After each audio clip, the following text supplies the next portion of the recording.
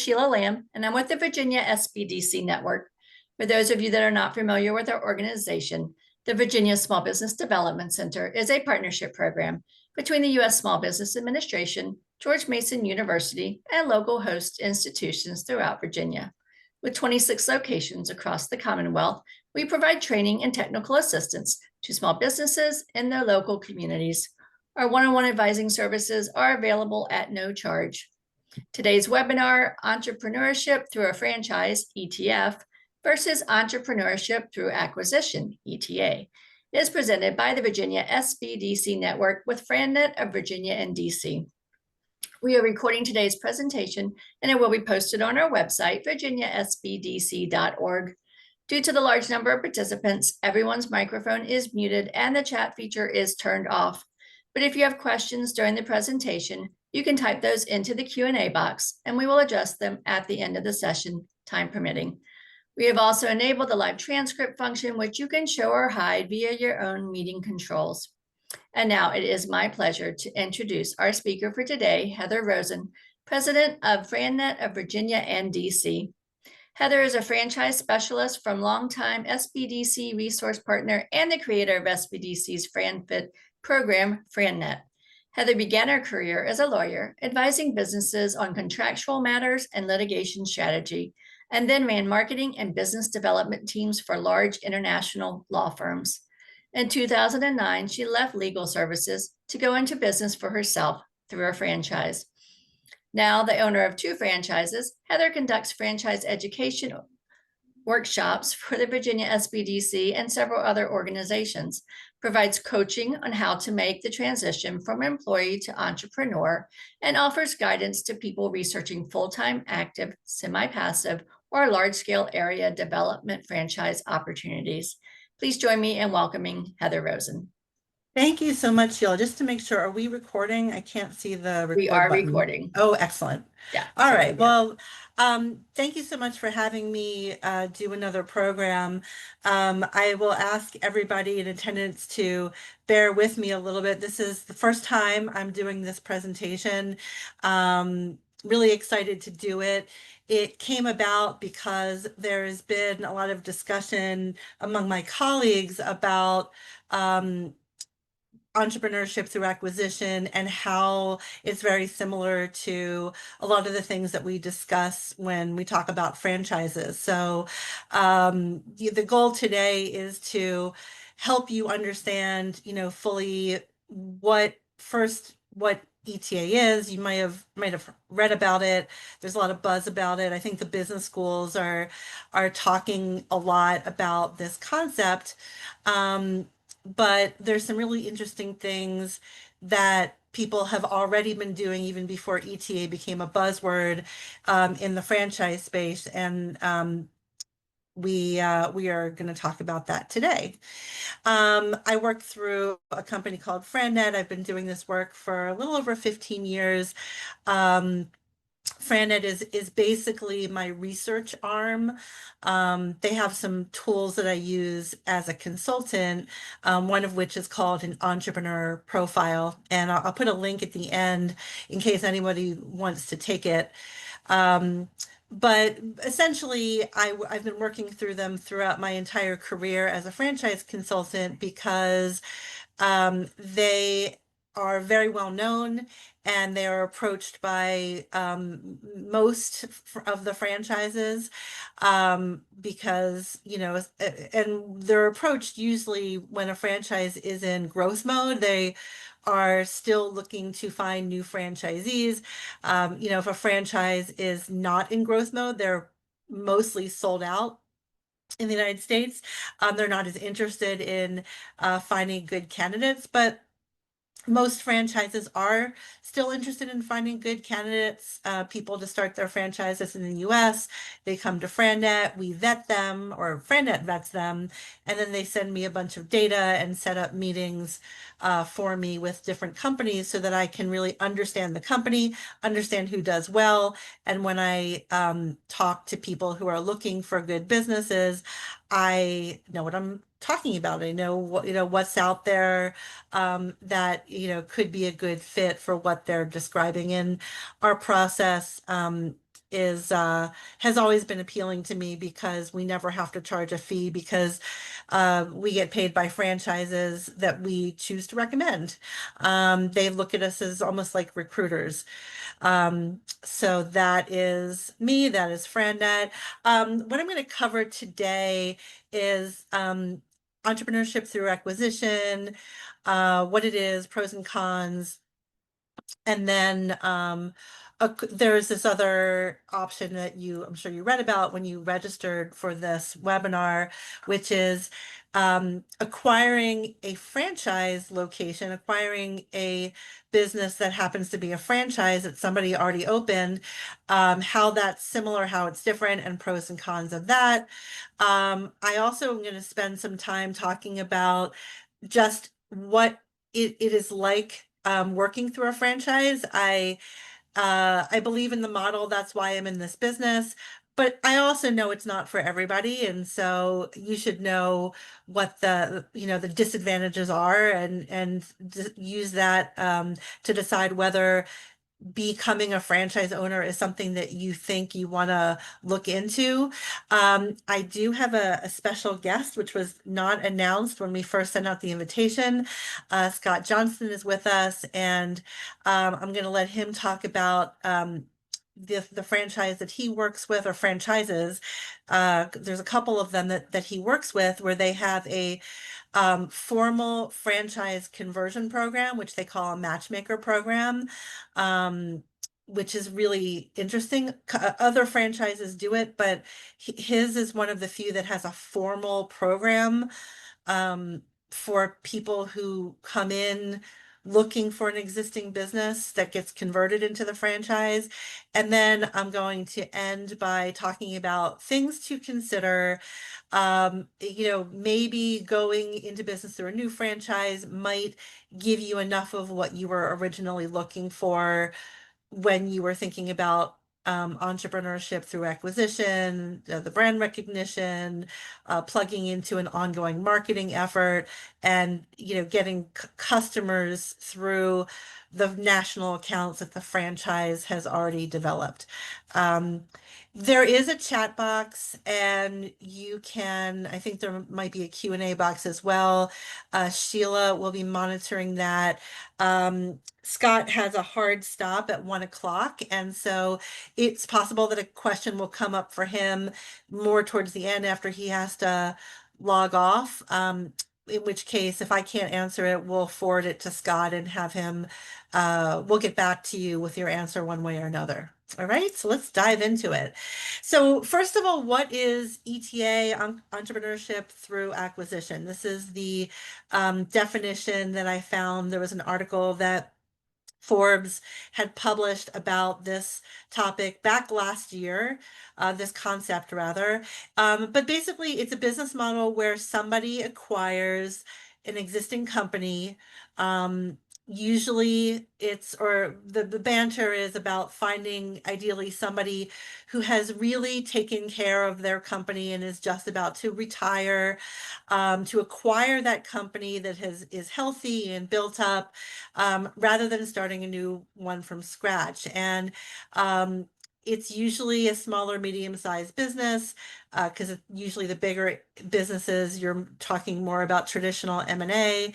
But the goal is to take a healthy company and grow it with your knowledge and your youthful energy, because again, the owner is retiring, and you're going to bring some new knowledge and life to it.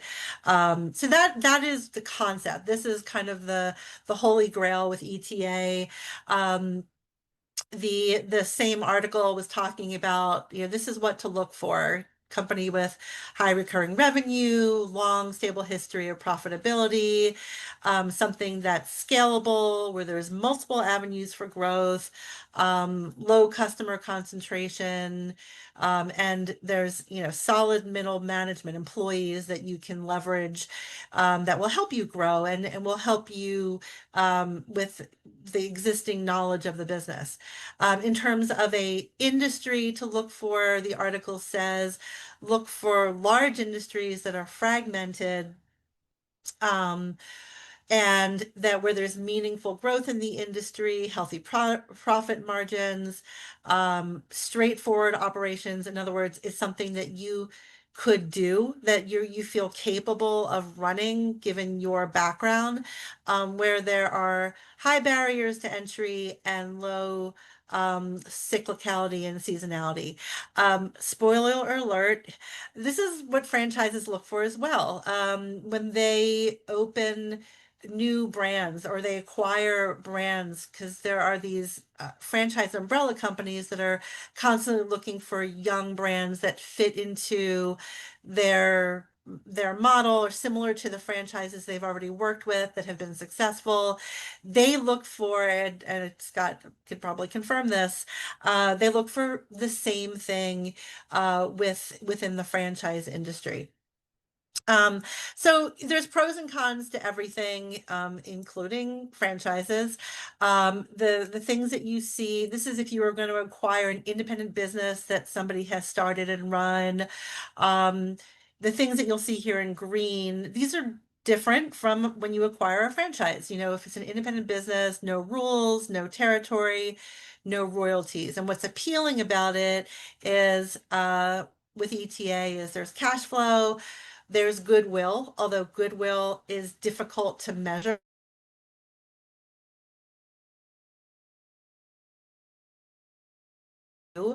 And there's no way to assure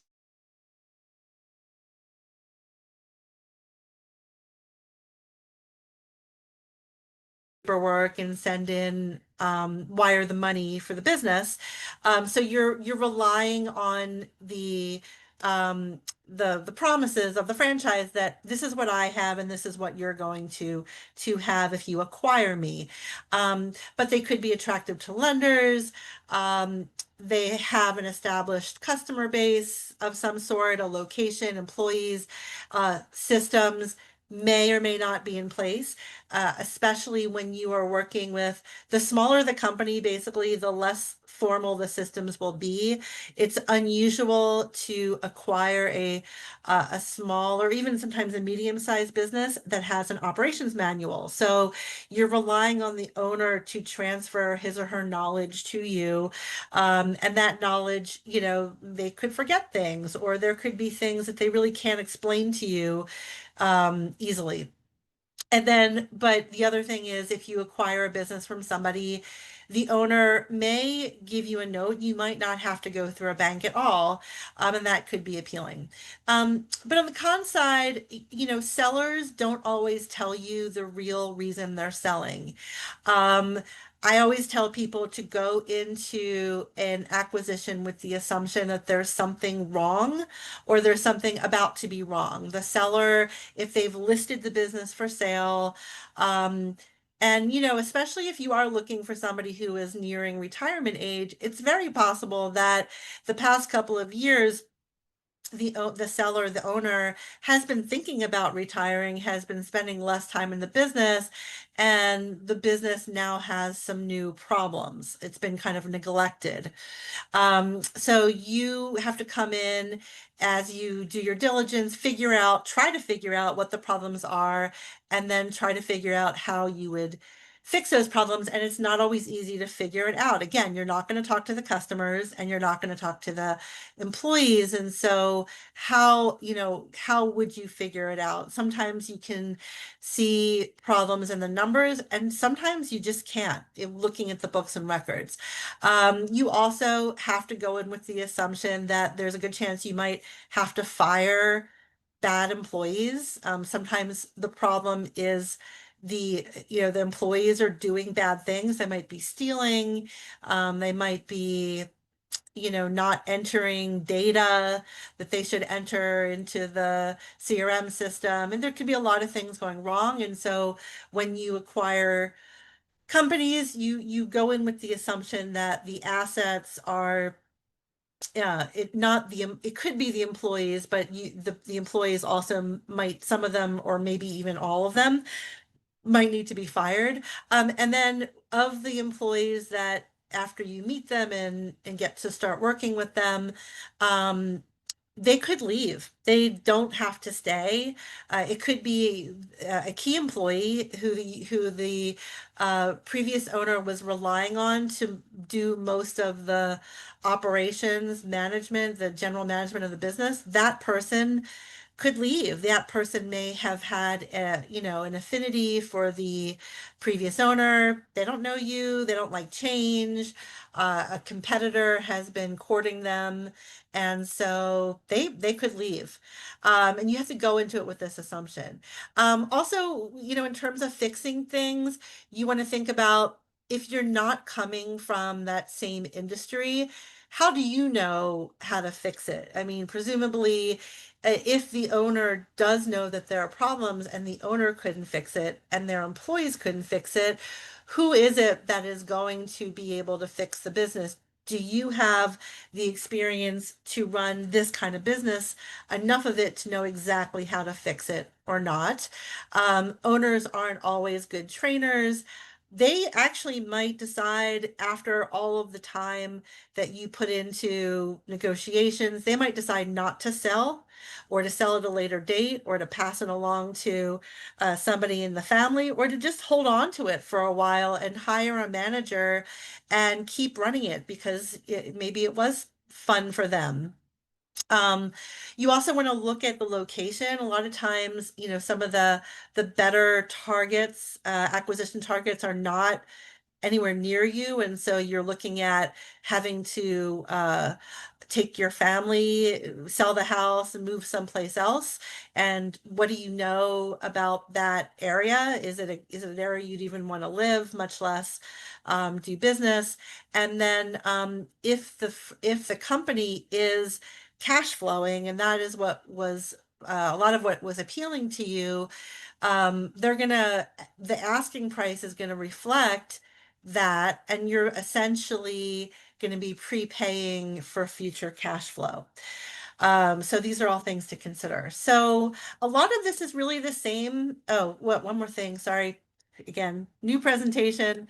Another thing is how long is it going to take you if you do actually find a business where the owner is going to actually sell to you and you're interested.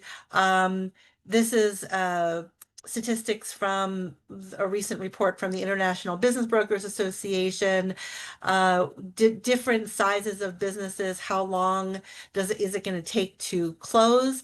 It could be, 9 months, 10 months, if it closes. So this is again, if you need a business that's going to be cash flowing, you're going to be earning money sooner rather than later. You might not have the luxury of waiting until the business closes if it actually does close and if your diligence indicates that this is a good acquisition. So that brings us to buying an existing franchise location. A lot of the same pros and cons. One of the big differences with the pros is you don't need the experience to fix the business. The franchisor is going to bring that. I mean, the franchisor is motivated to find ways to remedy the problems that the previous owners had because their lifeblood is the royalties. They're in the business of helping people start their business so that more royalties get generated. That's the franchise model. So they have the experience and the incentive to help you identify and fix problems. You don't have to rely on the owner to train you. The franchisor trains you. A lot of times, most of the time, actually, the new owners of uh, franchises that are acquired, franchises that are acquired from other people will go through the exact same training as a brand new franchisee because again, the franchisor wants to get you up to speed as quickly as possible. The other thing is in terms of growth, you might be able to take that business and there might be either other franchise locations for sale nearby that the franchisor can help you look at acquiring, and or, because you could do both, you could look at opening new territory, and expanding your business that way. And so again, you have an entity, an office full of people at the franchise level who they're incentivized to help you fix and then grow your business. Cons are you're still going to have the hidden seller motives. The seller's probably, never going to tell you the real reason that they're selling. They don't need to, they're not required to, and so they probably won't.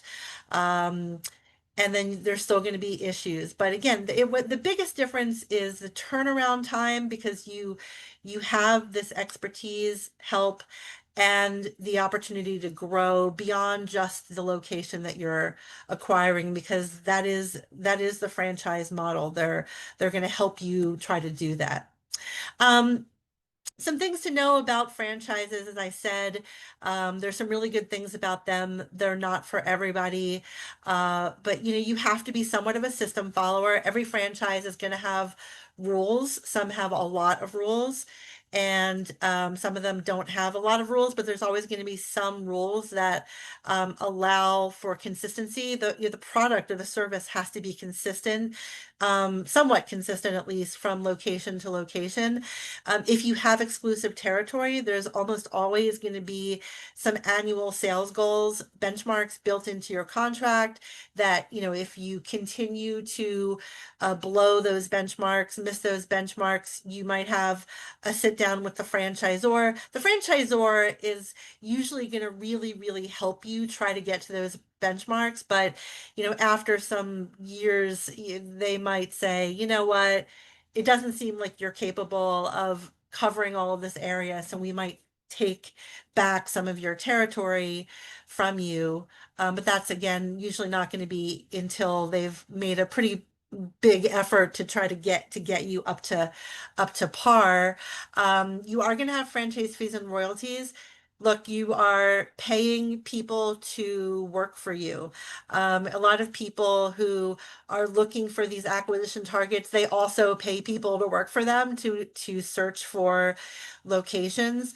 In this case, you're paying a team of people in a corporate office, an initial fee to ramp you up, and then ongoing fees to help you with vendors, contracts, collections in a lot of cases, training. You have a team of people that have to be paid somehow. That is what the royalties cover. And yes, there's also profit built into it. It is a for-profit company.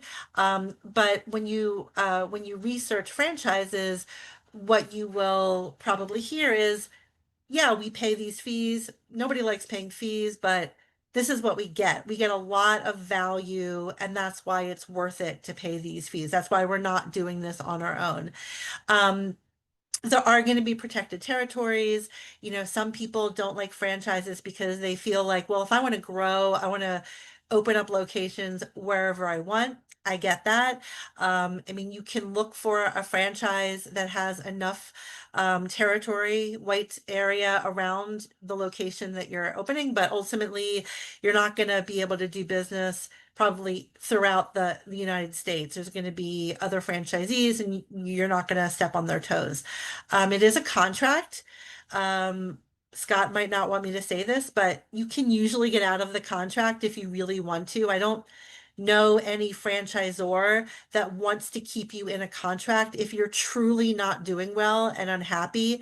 It will involve negotiation, and it might involve you paying some sort of an exit fee, but it's a contract. So again, versus buying somebody else's business, the owner of that business is gone, retired, doing whatever they're doing. In this case, you do have this commitment, but the flip side of it is you get a lot of help from the franchisor. So you just have to weigh the pros and cons of this. And then if you pick a franchise that is really media worthy and there are problems, so it's usually the food franchises that have this. If it's a franchise where one of the franchisees does something bad, and that makes the national news, that could impact you. But there's a lot of advantages. I'm actually going to wait on talking about the advantages because I have another slide on this later on after Scott speaks. I actually really want to give Scott the floor to maximize his time. Scott, can you unmute yourself? And I have your video in here too, and let's hope that it works. Okay. Can you hear me okay? Am I coming through? I can hear you. Fantastic. Well, Heather, I thought you did a great job as always presenting the ETA both from a franchise and non-franchise standpoint. So that was a great summary. I would also add that we have, and I say we, I'm talking about Alliance Franchise Brands, who's the parent company of Image 360. We have a 35-year relationship with FranNet, and Heather, as a consultant, franchise consultant, is one of the best of the best. So you're grateful to be working with her here in Virginia. And I also happen to live in Northern Virginia as well. So it seems like, we're all Virginia based here, which works out well for people that are on this webinar. Can you move to the next slide? Yep. Whoops, hold on a sec. Yeah, this is the video. Oh, It's okay. okay to play it? Yeah, go ahead and play it. It'll show the sound.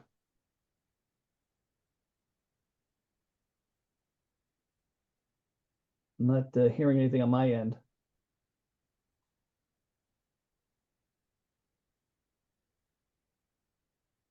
Heather, can you hear me now, Heather?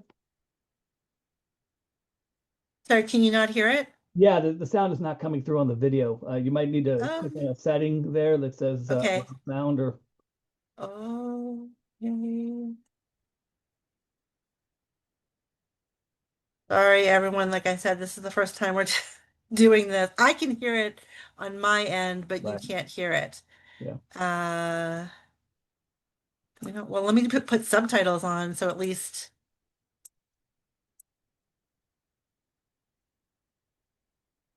Yeah, there's can't see your screen, so there's a setting where you would click on that would allow you to recipients of the video to see or hear the video. Yeah, I'm gonna see if there's something I can do on this end from here.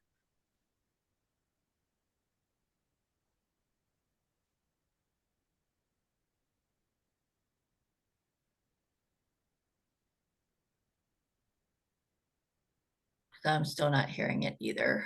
Oh, I'm not. Wait, hold on. Let's try it now. Can you hear it? No. I hear something in the background, but that's it. Like,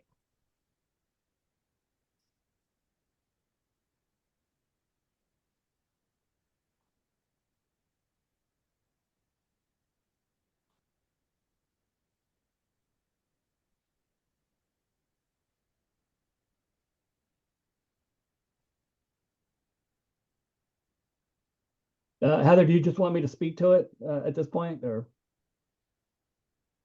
Can you still not hear it? No, we don't hear yeah, it. that might be best. And since Heather has control of it, I can't see where I can change it for anyone.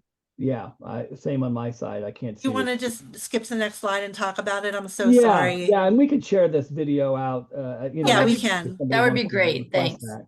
that. So again, I'm with Image 360 and Allegra. We have two franchise brands that leverage our ETA program.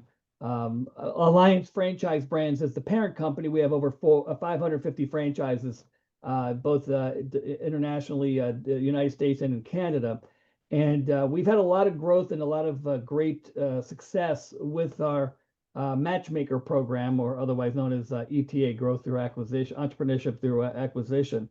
Image 360, just by way of example, we're a visual communications, graphics, and design company. So there's nothing that we can't do, our franchise owners can't do for a business owner in the area, whether it be wraps on vehicles or doing architectural signage on the outside of a building, or monument signage, or window clings, or pop-up displays for events.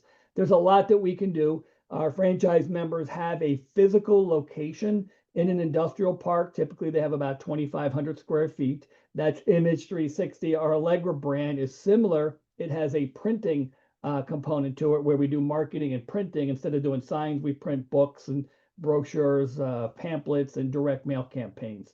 If you go to the next slide. Let me try one more time because I changed one setting, if you don't Oh, mind. Just, sure, but yeah. tell me pretty quickly if it's still not coming up, okay?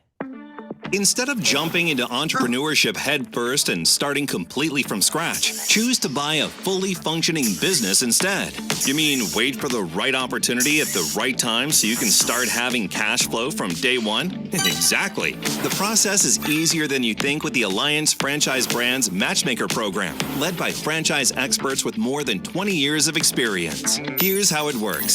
Since we already have access to thousands of businesses looking to sell, our job is to pair you with the right one, perfect for an image 360 you can feel proud of. We start with a simple conversation where one of our franchise consultants will get to know you, where you are today, and what makes you tick.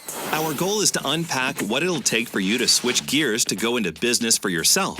We want to understand your goals and entrepreneurial desires, then match to the ideal business opportunity that fits your new lifestyle. Some people prefer not to invest their time and hard-earned money building a business from the ground up. Instead, they want to work on something that's already built by following a proven blueprint under a recognizable brand like Image 360. Smart, right? Well, our Matchmaker program does exactly that. We want to understand your income goals and then discuss your ideal setup, location, capital considerations, and timing to operate your new business. Then we get to work. And when we find a business that looks like a match, we help you evaluate its health, assess its value, and guide you on the right terms for complete acquisition. Of course, your professional advisors will be of great help too. We even train you and help you convert your newfound business so you can run your Image 360 in the ideal location. Help maximize your opportunity with employees who know the business well and with a complete understanding of the assets you'll receive. By the time you open your Image 360, you'll know exactly how to follow our brand standards to deliver customer excellence. You'll be equipped to take things to a whole new level with preferences you set from the very beginning. Imagine that. A true business opportunity, tailor-made for you, accounting for the entrepreneur you were always meant to be. Ready to find your match? Let's talk franchising to get the process going. Yay, the technology worked. Hooray. All right, let's move on. Okay. Well, that was great. I couldn't have said it better myself, right? So Image 360, just a quick brand overview. This is a steady, stable, growing industry, right? It's visual communication. So think about interacting with a physical space. You're always going to need to visually communicate with that. I just flew in from Houston last weekend, and it's like organized chaos when you go to an airport. But think about all the signage and visual communications that's guiding and directing everybody. So visual communications, no matter where the technology goes, is going to be something that we're going to need in the future. We've been doing this for over 35 years. We have 550 franchises total in our system. And this is a B2B opportunity, right? So you're working Monday through Friday, maybe 8 to 5 or 8:30 to 5:30 in that little industrial park with 2,500, 3,000 square feet. You'll have a press operator, you'll have a graphic designer, and you as the owner at its core. And then as you grow the business, obviously you'll layer in more staff and support. But there's no weekends or nights required to operate your center. So some models, are 7 days a week, or there's a human interaction where you have to provide a level of care. Here, it's not like that. It's Monday through Friday, so that you have flexibility to schedule things that you need. It's designed, we want you to work on the business, not in the business. We don't want you printing signage or managing, those things. We really want you out networking and meeting with clients out in the community. And so because of that, the opportunity is for you to have flexibility in your business. And the more you grow the business, the more you work on the business, growing it instead of in the business, it affords you even more flexibility. And this is a very scalable business model, both Image 360 and our printing brand, Allegra. I'm going to give you some examples here of some matchmaker deals that we've recently done and how they're working. That'd be great. Like any franchise system, though, we have a scalable business model that provides in-depth franchise training. So we will train you on everything that you will need to know. You don't need any industry experience. Our chief operating officer is actually an engineer by trade, and just up the road in Baltimore, he owned several signed franchises before ascending to becoming our chief operating officer. He'll tell you firsthand, he couldn't even draw stick people. But what he was very good at was going in and assessing what the needs are of his clients and then providing visual communication solutions to those needs. So again, we have a strong support structure from our corporate office. And Alliance Franchise Brands, we're a large company. We're a North American top 13 printing company, 550 locations, over $420 million in system-wide revenue. So we're big enough that we can come in and support our franchise members. Next slide. Yeah, and this is one of those this is one of those businesses where I talked before about, looking for fragmented, growing industries. This is the sign business is exactly that. It's been around for a really long time. There's lots of competition, but it's mostly mom and pops, and that's exactly, I don't want to take words out of your mouth, but that's exactly what your matchmaker team looks for. Some of these cash flow positive mom and pop businesses, printing businesses that supported somebody's family, but now they're gonna grow and have better equipment and better marketing programs and stuff because they've got the franchise engine behind it. Very well said. So I'm going to compare and contrast. There's two ways to get involved with Image 360. You can open up a new center or a greenfield center. That would usually require you sign a franchise agreement once you went through our licensing process and were approved. Then you would quit your job, open up a center where you would negotiate a lease, do the build out. You got to worry about carpet, drywall, electric, building everything out, and then getting the equipment there. That usually takes like 6 months. You swing open the doors, you got no revenue coming in, and then it takes a time, 12, 18 months to kind of get the revenue where you need it to be so that you can pay your monthly bills and also service the debt. That's a tough way to go. And a lot of franchise companies do that. You can get financing for that with banks, but it's a lot harder because it's a lot of outgoing cash flow while you're trying to build it. The alternative, or we like to say a better alternative, is our matchmaker program.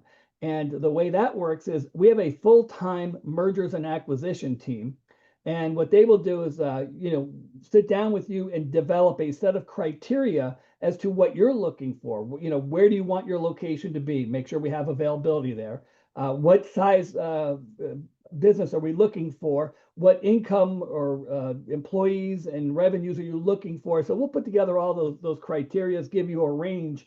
And then we have over 35,000 independent sign and printing companies in our proprietary database that we're constantly appending data to, marketing to, and reaching out to. So we can identify opportunities that aren't even listed because we're in communication with them already. So the goal is that we would find you that opportunity, help you evaluate it, help you negotiate the deal, acquire it, and then you would convert it to an Image 360 or an Allegra. So you literally start with $1 million or 800,000 or 1.5 million in revenue right out of the gate. So it's as simple as going through our licensing program, deciding that you want to be a franchise owner. You sign a franchise agreement, but here's the best part. You keep your current job. There's no reason for you to leave your current job and leave your income coming in until we find you the matchmaker candidate that we can help you acquire. And that usually takes 4 to 6 months. So keep your job, keep the income coming in. We will find you those opportunities. We'll help you negotiate and evaluate it. And then when you acquire it is when you jump in full time. But at that point, like I said, you're already going to be having $1 million or $1.5 million or $800,000 in revenue. So let me give you a real world example. Let's say that we find you an independent candidate sign company that's doing about $1 million in sales. And it's not run as well as it could be. So it's only throwing off about $150,000 in owner's discretionary income, or what we call ODI, sometimes referred to as owner's discretionary earnings. This is what the owner is taking out of the business for themselves.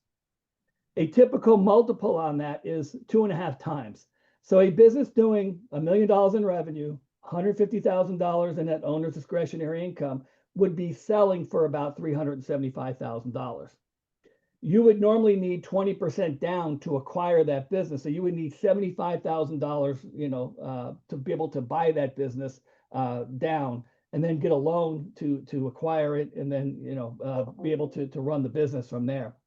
The best part about this is banks love our program, because when you go to a bank and you say, here's a business, been in business 15, 20 years, here are the last 3 years financials, it's throwing off enough cash that I can pay myself and service the debt. That's like music to a banker's ears, right? They love that.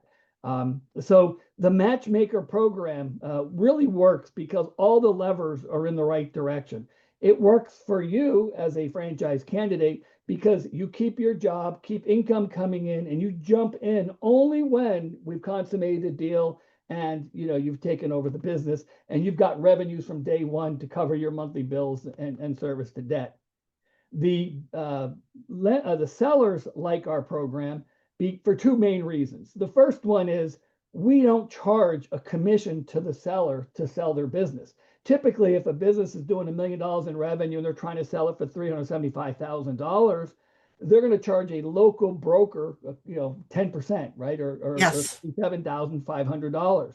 Well, we don't get that from them. It would be a conflict of interest for us to sign a franchise agreement with you and then help you consummate the deal and then get a commission from the seller. So we don't get a commission.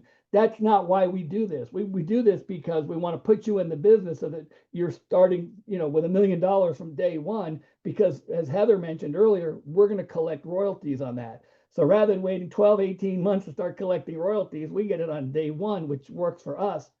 But the second reason that sellers like our program is because it really matters to them who they sell the business to. And I've heard them say this time and time again. This is my baby. I built it up over 15 years. My customers are like, friends. My employees are like family. And they really want to know that when you come in and take over their business, that you're going to do a good job. And they know that because Image 360 is behind you, supporting you with all kinds of training and support. So the confidence level that you're going to come in and do a good job, in addition to all the extra products and services that we offer that they didn't offer as well, gives them that confidence to hand that business over to you. And don't underestimate how important. I've seen sales fall apart because the buyer did not like the seller, or the seller didn't like the buyer. And so that's really, really important. And then the final reason that it works, the third leg here is from our standpoint, we start collecting royalties from day one, right? So we love the program. It's a quicker way to get you in the business, get you scaling in the business. And then, as Heather alluded to earlier, we have what we call a mini matchmaker program, where we will help you once you're in the business and you've converted it and you've got it's up and running and you're comfortable with it. We will then help find smaller little acquisitions in your circle of influence that you can then acquire and roll into it. Now, unlike some models, and I'm not saying they're good or bad, I'm just saying they're different, like a UPS store, for instance, they're consumer facing, right? Consumers come in, they've got a box, they need to pack up, ship back to Amazon for $15. They come to you. We go to the customer.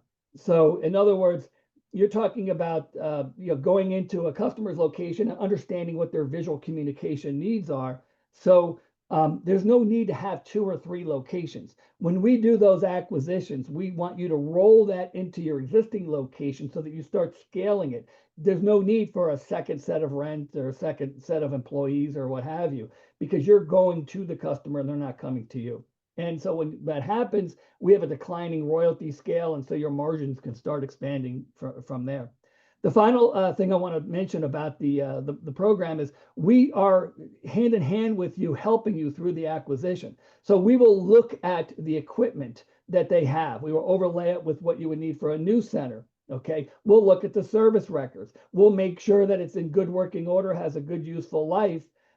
If for some reason maybe there's 12 pieces of equipment and 10 of them are really good condition and useful, but 2 are obsolete, we may negotiate on your behalf. Hey, you want $375? We're only going to pay $350 because we have to replace 2 pieces of equipment. We're going to look at the customer list, right? What industry are they in? If we had one that we looked at not too long ago, 90% of the business was in the hotel space. We all know what happened during the pandemic. Hotels shut down. So that we had to renegotiate that deal.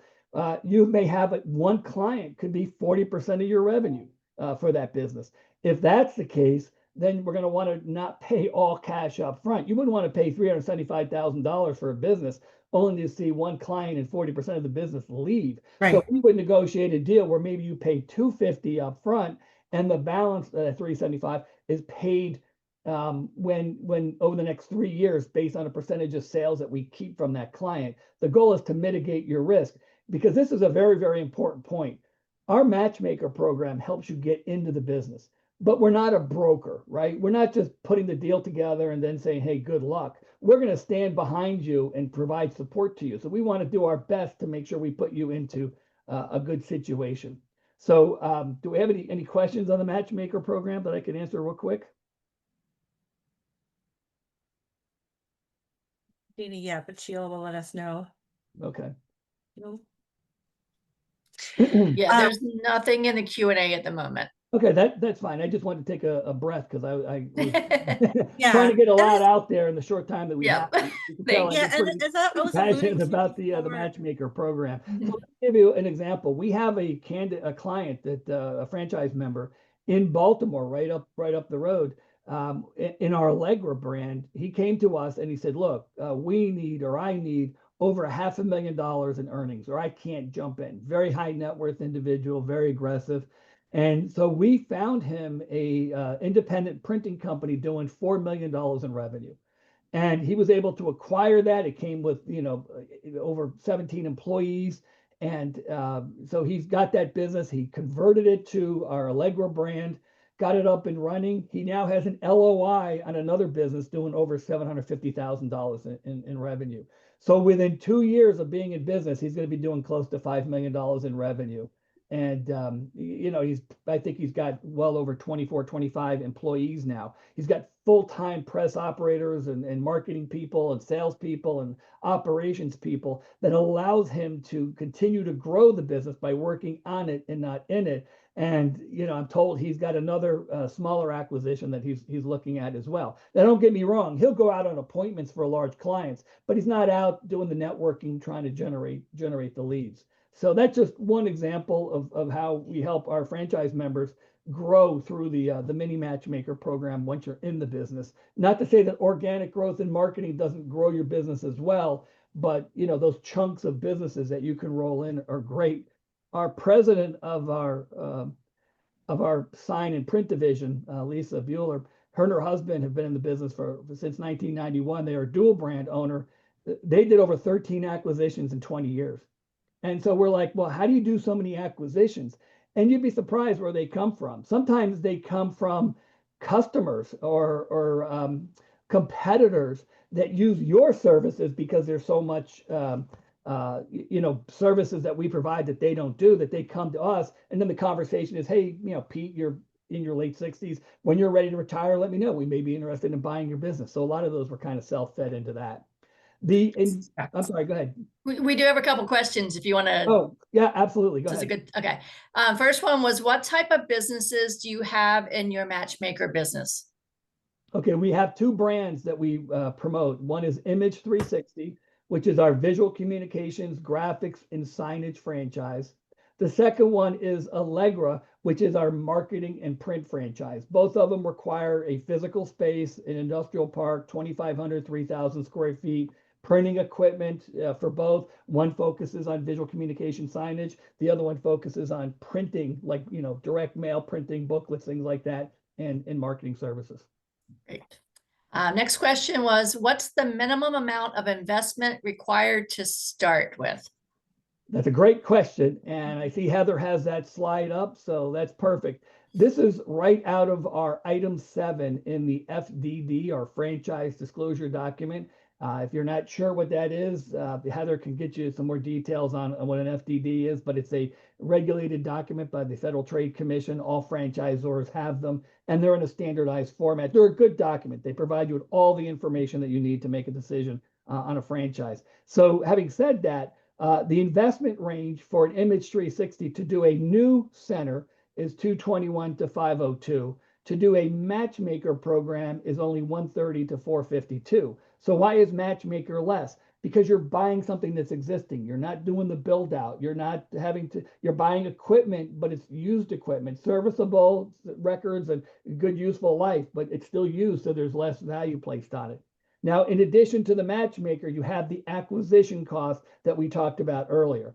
And then moving on the slide here, you can see our franchise fees are $40,000 for a new center, $45,000 for a matchmaker. So we only charge $5,000 for the additional matchmaker negotiations and helping you find and evaluate through our efforts, our full-time mergers and acquisition team.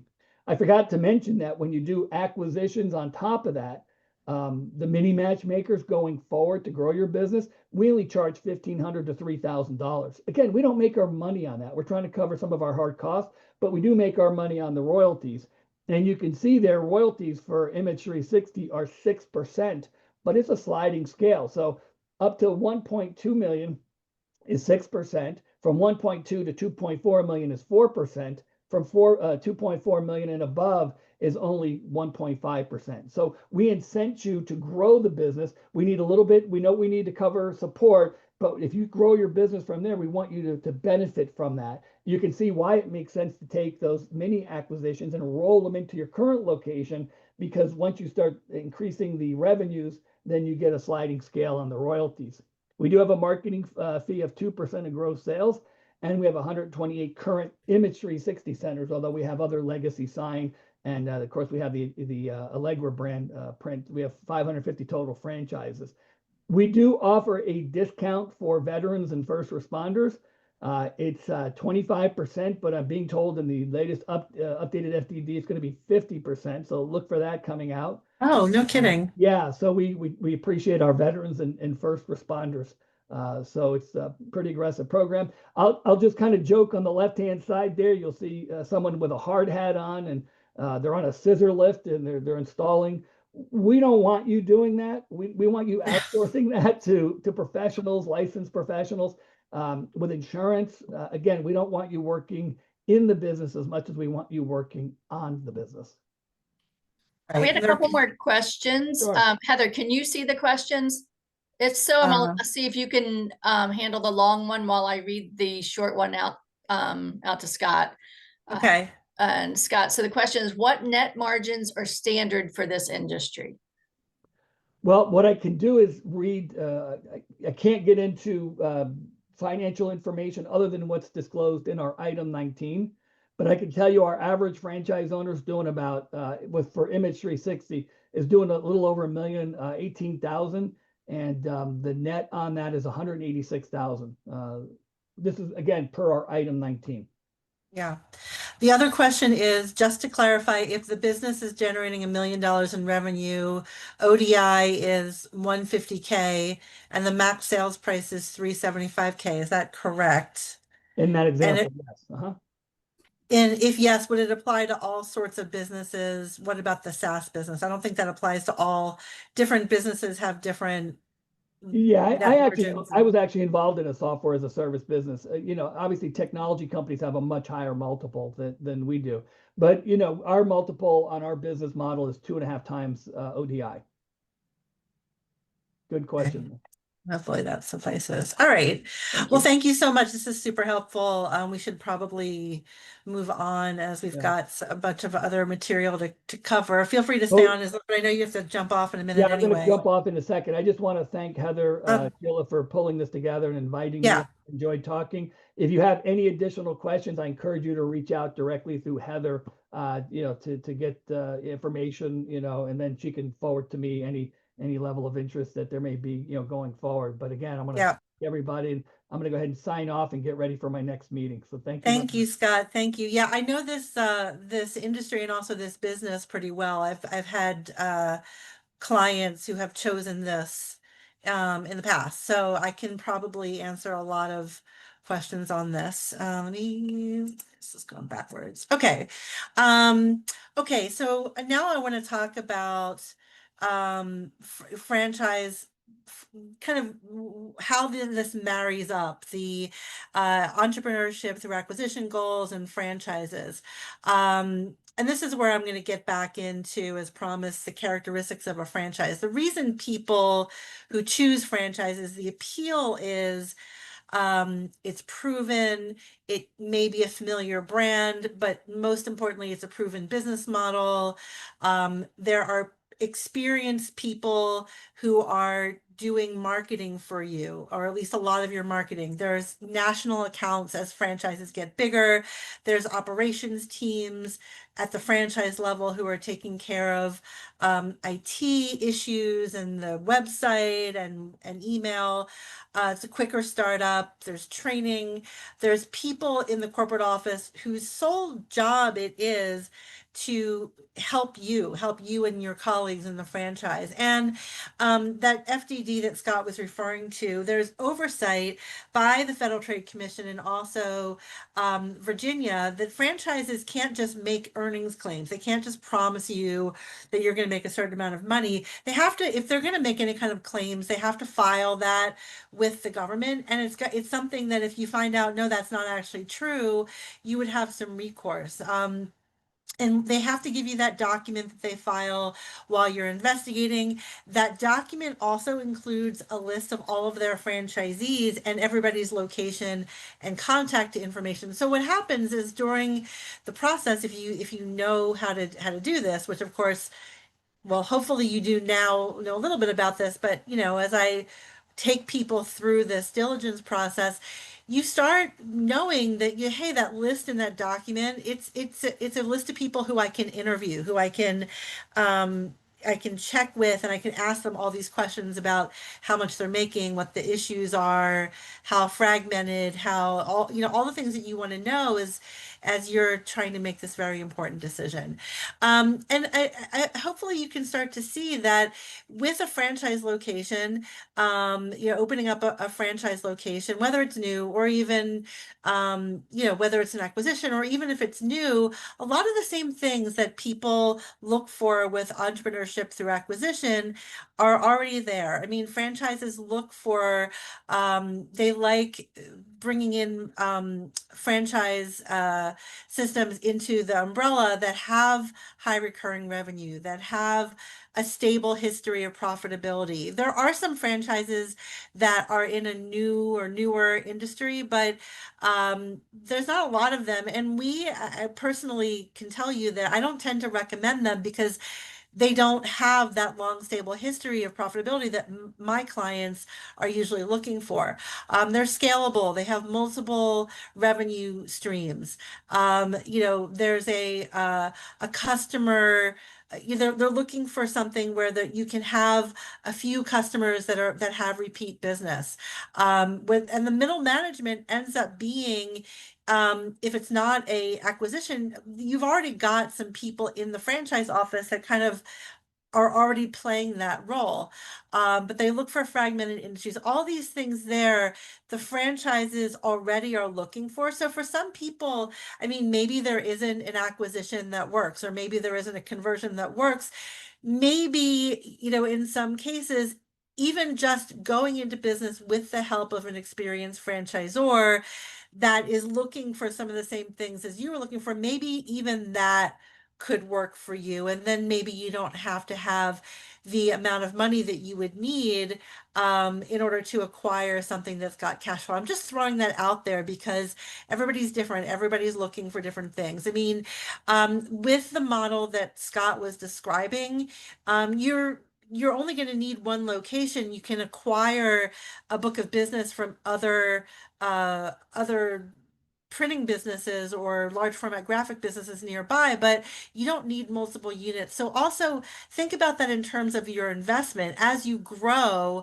The cost of buying somebody's book of business and maybe or maybe not taking on their employees significantly less than buying other locations, okay? Because you don't have the capital cost for rentals or for acquiring a building. Franchises sometimes are very strict, sometimes they're less strict. Some of them, as you'll see here, can be run with a manager in place semi-passively. You have to be careful there because there are some franchises out there. If you ask them, they'll say, yes, you can run this while you have a job or other businesses, but they don't have any actual success stories there. So you just want to be careful that that's actually true. You want to validate that that's true. There's also a regional area development model that some franchises have, where you almost step into the shoes of a franchisor system. I'm not going to get too much into that because this program is specifically about acquisitions, but just know that it's out there. There's even work from home businesses. And if you think about a work from home business versus the time it takes to even acquire, even with the help of Alliance franchise brands, it's going to happen a lot quicker. You're going to be in business a lot quicker. I mean, I'm talking to people who have recently lost their jobs, and that was the main source of income for the family. You know, it might be possible in the next 3 to 4 months to both research options and go to training and be open for business, generating income in that short amount of time. So just different needs for different people. You want to kind of think about, if you're looking for a business, what is the ultimate outcome? What do you actually need the business to produce for you, and how quickly do you need it to produce that amount of money? Here's also a checklist. I actually use this in my Franchising 101 program. You want to verify that the business is making enough money, netting enough money, that it can legally open up in your market, that it's got good enough availability. You want to take a look at the product or service that is being sold. You probably would be better off looking at a product or service that is needed versus just wanted. I remember during COVID, I had a client who was evaluating the sale of a business that sold decorative items for boats. And I thought, have you not been listening to everything that's being said right now about businesses that are able to open? It's needed services, it's essential services. And, you know, who knows what kind of boats are going to be even left over after COVID. I mean, maybe people are going to, you know, who knows what's going to happen, but just suffice to say that if you can find a business that has a needed product, whether it's for individuals or for other businesses, you're better off. And it's got to be a good business for you in the sense that different businesses require owners with different skill sets. And so if it's a business you're looking at that's doing really well, if the owner of that business is somebody who is extremely talented at sales, they had a sales background, and that's not your background, you're more on the operations or customer service side, you could easily take that business that might be healthy and run it into the ground. So you also have to make sure that you personally are the good fit for the business. In the franchise space, there's a big cost range. The businesses where people can run them from home and make the kind of salaries that people expect to make in major metropolitan areas, including Richmond and DC, that's somewhere between 50,000 and 100,000. You know, again, significantly less than some of the businesses with facilities. And I'm not saying that this is for you. I'm just saying it's out there, and there is no automatic return or correlation between what you invest and what you could make. So, you know, if you've been investigating businesses for sale, it might be worth taking a couple of steps back and really reassessing what are you trying to achieve, because you might be able to open it quicker and cheaper than the businesses that you've been looking at. And you also want to consider things like your lifestyle and financial goals in the future, not just today. We talked about, you know, skill sets matching.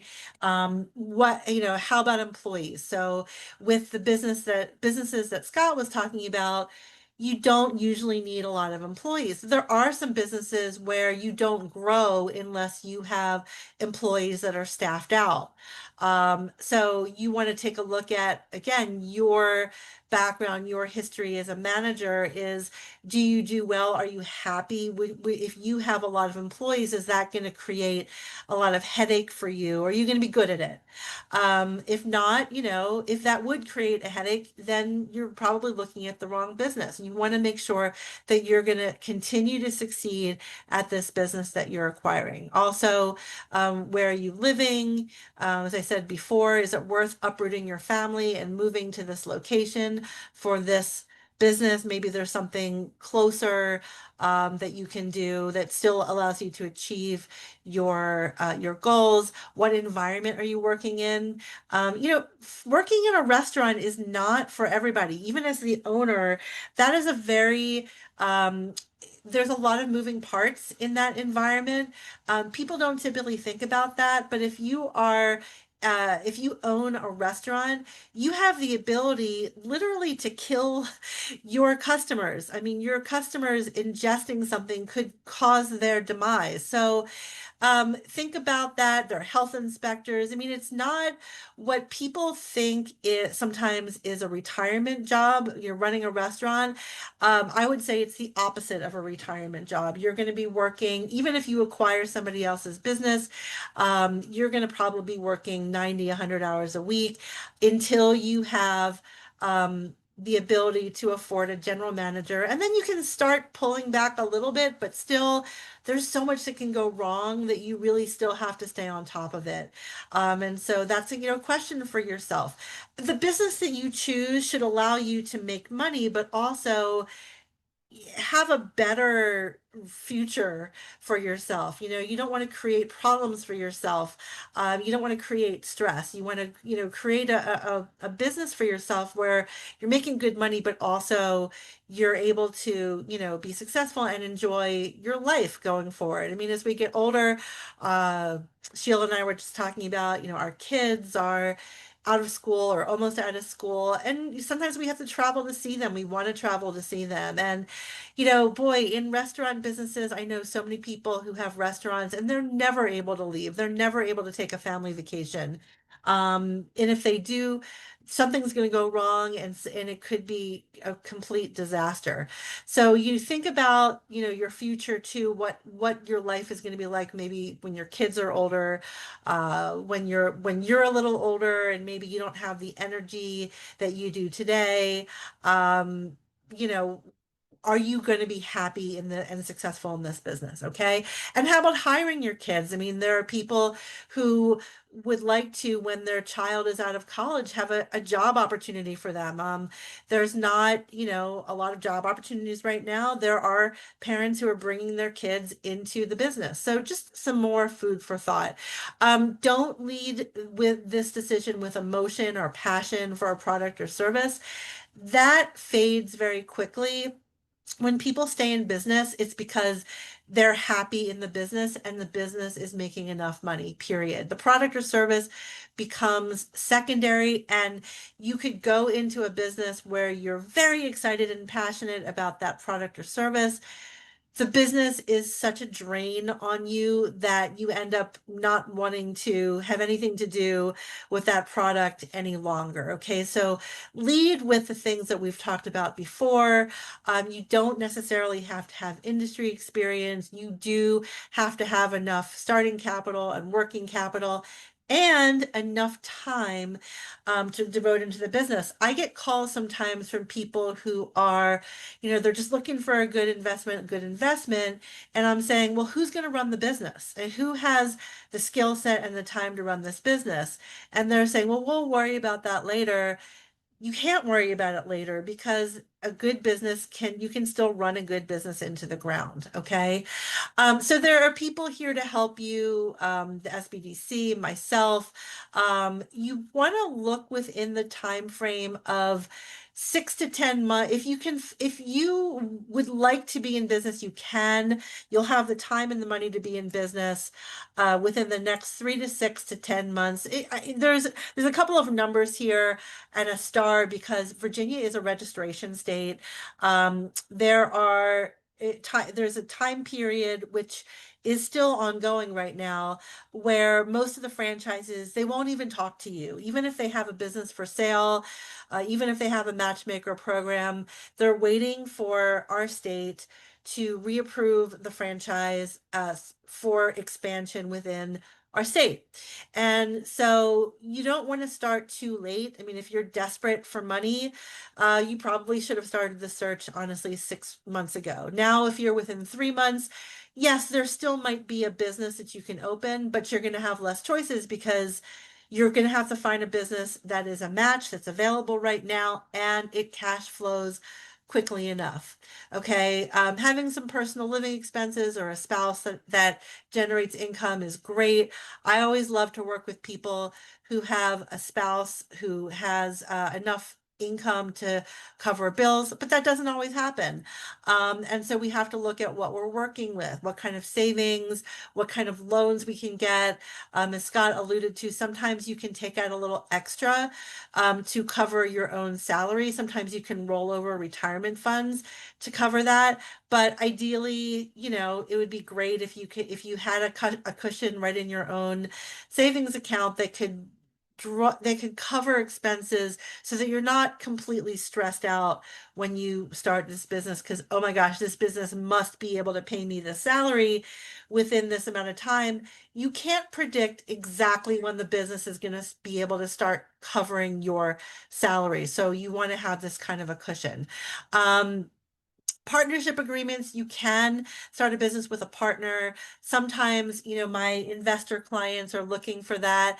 Again, you have to be careful because somebody still needs to be able to put the time into it, somebody with the right skill set. And with partners, you're not just splitting the costs, you're splitting the revenue. So after splitting up the revenue that this business makes, is there enough money for you to pay your salary if you're running the business or if you're a partner? Okay, does it justify your investment? The other thing is partnerships sometimes blow up. Partners sometimes don't see eye to eye. You know, you could be in business with one partner and not, you know, be able to agree on things. But gee, as soon as you start adding more partners, there's more room for you know, this, you get to this point where you're not agreeing on what to do next, or you're not agreeing that we should put money into a marketing program, or you're not agreeing on acquiring the book of business from a local small company.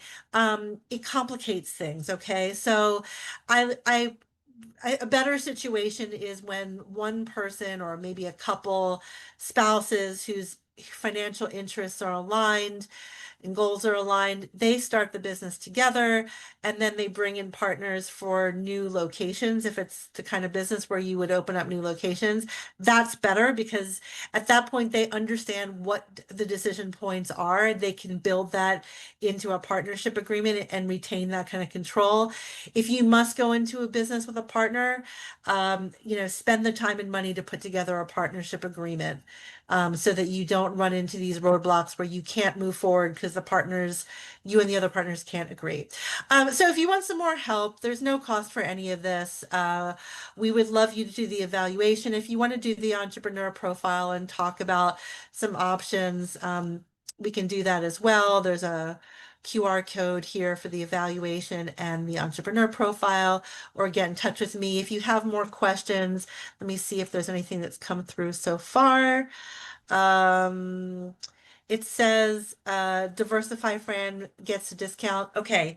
Diversify Fran, there are certain committees within the International Franchise Association where they have created a incentive for franchises to give discounts or to grant larger territories to people in certain minority groups and to veterans. Diversify Fran, I think it's a smaller group of franchises. I mean, franchises have been interested in veterans for a long time because veterans are used to following a playbook.